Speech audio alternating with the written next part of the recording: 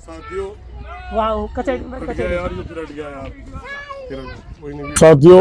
मैं इस वक्त मेवात जिले के साथियों बोल अपने एक दोस्त के साथ घूमने के लिए मेवात क्षेत्र के एक जराली गांव पड़ता है, जहां मेरे दोस्त सिफात खान और उनकी पूरी फैमिली रहती है। वैसे तो मैं यहाँ कम से कम 5 से 10 बार आ गया हूँगा, लेकिन इस बार मैं 10 साल बाद आया। और 10 साल बाद मैं यहाँ आया तो मैं आज भी, जबकि आज दुनिया बदल गई, अगर मैं इस चीज को देखूं, अभी मैं अपने कैमरामैन से आपको दिखाऊंगा, आज भी मेवात कम से कम हमारे हिसाब से 20 साल पीछे चल रहा। मैं तो कहूंगा कि 50 साल पहले। आज भी न पढ़ाई की सुविधा, न काम की सुविधा, न रोजगार की सुविधा, मतलब न पानी की सुविधा। सरकार पता नहीं क्यों इस चीज पे ध्यान नहीं देती कि हालांकि ये जो मेवात क्षेत्र है लगभग दिल्ली से 70 से 80 किलोमीटर है। मैं कैमरामैन से कहूंगा कि यहाँ आपको दूर दूर तक जो है पेड़ दिखाई नहीं देंगे, अगर देंगे तो सिर्फ किंकर के पेड़ दिखाई देंगे। ये देखो, एक दूसरी बात जो यहाँ मैंने महसूस की मेवात के अंदर, बहुत बुरी बात, यहाँ के जो जेंट्स लोग हैं वो अपने हुक्का पीते रहते हैं बैठे हुए, पहलवानी कर लेंगे और उल्टे सीधे काम कर लेंगे, ठीक है ना, और नहीं तो कपड़े वपड़े पहन के बाबूजी बन के बैठ जाएंगे। महिलाओं पे लोग जुल्म करते हैं। आप देख लो कितनी दोपहर हो रही, वो देखो, मैं कैमरामैन से कहूंगा कि आप उन लोगों को दिखाएं कि वो अपनी बच्ची को लेकर के इस टाइम और खेती का काम करके अपना वापस लौट रही अपने घर को। अब और भी मैं आपको दिखाता हूँ कि आ जाओ। इसमें जो हमारे सफात चाचा, जो हमारे दोस्त हैं, ये आपके बराबर में है, इनका जो ये घेर है, मकान है। हाँ, एक चीज जरूर है, इन लोगों में प्यार बहुत है। अगर शिक्षा की बात मैं करूँ तो शिक्षा के नाम पर जो लोग इंटर करे हुए, बीए करे हुए, बीएड करे हुए, वो तीसरी क्लास के बच्चों के सवाल नहीं बता पा रहे ठीक से। आज मैं दिखाता हूँ आपको इनके यहाँ। अब आप ये देखो कि पहले फसल का काम करेंगी, खेती बाड़ी का काम सारी टोटल महिलाएं करेंगी।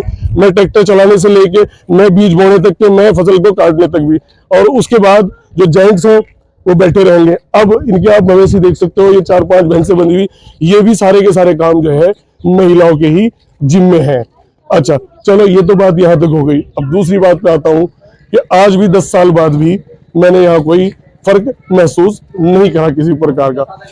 तीसरी बात जो मैंने एक चीज महसूस करी, मैं 2-4 गाँवों में गया, यहाँ सरकारी नौकरी हो ना हो, यहाँ लड़का काम करता हो ना हो, लेकिन शादी में कार जरूर चाहिए।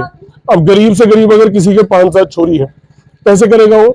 ये मैं जो मुसलमान भाई हमारे जो यहाँ मेवात के जिम्मेदार हैं, मैं उन लोगों से ये कहना चाहता हूँ कि अपना अपना ना देख के, चलो एक के पास जमीन है, एक के पास नहीं जमीन है, एक के 5-4 छोरी हो गई, तो कम से कम ये करें कि ये जो दहेज प्रथा है इस पर बैन लगाया जा। एक आदमी के 5 छोरी हो, 5 कारें कैसे देगा? मतलब जो 9th क्लास का सही से जवाब नहीं दे पाता, उसे भी जो है कार चाह रही हो गया। लेकिन जो सबसे बड़ी बात है, जो आपको दूर दूर तक नहीं मिलेगी आज भाग दौड़ के जीवन में, आज का जो माहौल है, रिश्तेदार को एक टाइम आ गया तो दूसरे टाइम सोचेंगे मेहमान क्यों आ गया, सर पड़ गया। 3-4 दिन से मैं यहाँ मौजूद हूँ, यहाँ महिलाओं से लेके बच्चों तक और बड़ों तक, जितनी मैं कह रहा मेरी सेवा, जितनी मतलब मेरी आवभगत करी होगी, कि मैं कह रहा सहारनपुर तो दूर, पूरे उत्तर प्रदेश क्या पूरे हिंदुस्तान में मेवात से ज्यादा मैं कह रहा लोग अपने जवाई की इतनी नहीं करते हमारी तरफ, जितना मेवात के लोग करते हैं। अभी हमारे सफात चाचा, मेरे बड़े खास दोस्त, कम से कम 20 साल से मेरे इनके साथ संबंध है, ये भी सहारनपुर आए गए अच्छे से, और मतलब मैं भी यहाँ कहीं दफाया, तो और इनसे बात करते हैं कि मेवात आगे क्यों नहीं बढ़ पा रही, मेवात तरक्की क्यों नहीं कर पा रहा। हाँ जी चाचा, अस्सलाम वालेकुम। वालेकुम सलाम। पहले तो अपना परिचय दे दो हमारे चैनल को। मेरा नाम सफात खान है, गांव जराली है, मेवात का रहने वाला हूँ। और भाई हमारे ये जो है मेवात बहुत पिछड़ा हुआ इलाका है, इसमें कोई जो है सरकार अपनी तरफ से कोई हमारे लिए सुविधा नहीं कर रही है। हर काम की हमको परेशानी आ रही है, पानी इसमें नहीं है, कोई जो है ना पढ़ाई की, इसमें शिक्षा की कोई, किसी शिक्षा पे कोई जोर नहीं है, रोजगार कुछ नहीं है। एक सेकंड आपकी बात रोकता हूँ चाचा, मैं और आप कल कई जगह गए, आप ही के कहने में मैंने कई लड़कों से, पढ़े लिखे लड़कों से सवाल करे। क्या सवाल करे मैंने? जो दूसरी तीसरी क्लास के बच्चों को पता होना चाहिए जी भाई पास्ट क्या होता है, फ्यूचर क्या होता है, प्रेजेंट क्या होता है। इंटर करने के बाद, बीए करने के बाद उसे ये नहीं पता, तो मेरा सवाल जो प्रबंधक है, जो स्कूल टीचर है, मेरा सवाल उनसे है, मेरा बोर्ड के जो अधिकारी है, मेरा सवाल उनसे है कि उन्होंने 10वीं में जो मतलब पूरी पढ़ाई का 10वीं और 12वीं मेन होता है, उसके बाद तो अपने कोई किसी भी तरह से कोई सब्जेक्ट ले ले, दुनिया भर की कोई इंजीनियरिंग का, ITI कोई, लेकिन 10वीं 12वीं क्लास में बोर्ड का जो मामला होता है तो सबसे भारी होता है, क्योंकि बोर्ड के सवाल आते हैं। और यहाँ जो 30वीं क्लास के सवाल का जवाब नहीं दे पाते तो वो बोर्ड में पास कैसे हो गए, सबसे बड़ा सवाल ये है। तो चाचा ये पास कैसे हो गए? भाई ये पास जो है ना नकल से होते हैं, नकल जो करवाते हैं उनसे, या दूसरे से पेपर दिलवाते हैं। नकल कौन करवाते हैं? नकल जो है मास्टर लोग करवाते हैं, जो जो अपने प्राइवेट स्कूल जिन्हें चला रखे हैं, उन्हें दुकान खोल रखी है अपनी। अच्छा चाचा एक सवाल और, मर्द काम नहीं करते, सारा काम औरतें करें, क्या ये औरतों पे जुल्म नहीं है?